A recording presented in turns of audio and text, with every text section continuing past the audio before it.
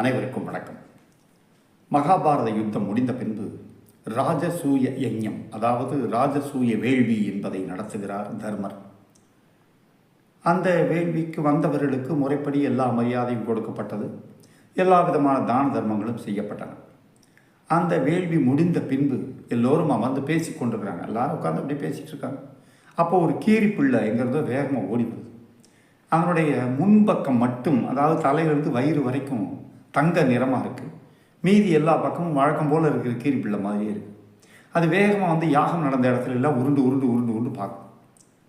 உருண்டுட்டு இது ஒன்றும் யாகம் இல்லையே அப்படின்னு சத்தமாக சொல்லுது.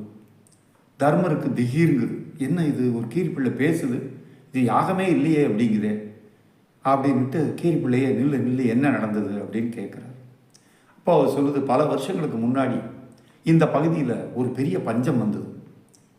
அப்போது மிக மிக கஷ்டப்படக்கூடிய ஒரு ஏழை ஆசிரியர், இது ஆசிரியர்களுக்கான விஷயம்தான் இது, ஒரு ஏழை ஆசிரியர் வயலில் தானியங்கள்லாம் முடிஞ்சு, அதாவது நெல்லெல்லாம் பதறாய் போயிடுச்சு. எதுவும் தண்ணீர் இல்லாமல் பஞ்சத்தில் எல்லாம் நெல்லெல்லாம் விளையாமல் பதறாக போயிடுச்சு. அந்த பதர் நெல்களில் மட்டும் கொஞ்சம் போல பொறுக்கிட்டு வந்து தான் மனைவிகிட்ட கொடுக்குறாரு. அந்த இதை புடச்சி ஏதோ பண்ணி அந்த அம்மா 4 அடை, அதாவது தோசை மாதிரி பண்ணுறாங்க. அந்த நேரம் பார்த்து அதிதி தேவோ பவ அப்படின்ட்டு ஒரு யாசகர் அவங்க வீட்டு வாசலில் நிற்கிறார்.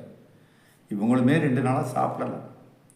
அப்போது வந்திருந்தவங்களை கவனிக்கணுமேங்கிறதுக்காக அந்த 4 தோசையில் அடையிலிருந்து 1 எடுத்து அந்த ஆசிரியர் அந்த வந்தவர் கொடுக்குறாரு. வந்தவர் சாப்பிட்டு முடித்தவொடனே அவருக்கு இன்னும் பசிக்குது. தாயாரும் கொடுக்குறாங்க, இன்னமும் பசிக்குது. அவர் மூத்த பையனும் கொடுக்குறான், இன்னமும் பசிக்குது. தங்கக்காரி கொடுக்குறான். அப்போ தான் அவருடைய பசி அடங்குது. ரொம்ப ரொம்ப நன்றி, எனக்கு இந்த உணவு கொடுத்தீங்க, ரொம்ப நன்றி அப்படின்ட்டு சிவபெருமானாக காட்சி தருகிறார். உங்களை சோதிக்கவே வந்தேன் அப்படின்னு காட்சி தந்து அவங்க 4 பேரையும் சொர்க்கலோகத்துக்கு கூட்டிகிட்டு போயிடுறார். இந்த கீரி பிள்ளை பாம்பை விரட்டிட்டு வந்த கீரி பிள்ளை அந்த குடிசைக்குள்ளே வேகமாக நுழையும். பாம்பை காணும். அதனால் குடிசைக்குள்ளே வேகமாக நுழைய அந்த மாவு சிந்திருந்த இடத்துல இதனுடைய முன்கால் பட்ட உடனே உடம்பு பாதி தங்கமாயிடுச்சு. இந்த கீரி இதை சொல்லிட்டு மீதி என்னுடைய உடலும் மீதி பாதியும் தங்கமாகணுமேங்கிறதுக்காக எங்கெங்கே வேள்விகள் நடக்கின்றனவோ, எங்கெங்கே யஜ்ஞங்கள் நடக்கின்றனவோ அங்கே எல்லாம் போய் என்னுடைய உடம்பை சுற்றி சுற்றி பார்க்குறேன். ஆனால் தங்கமாகலை.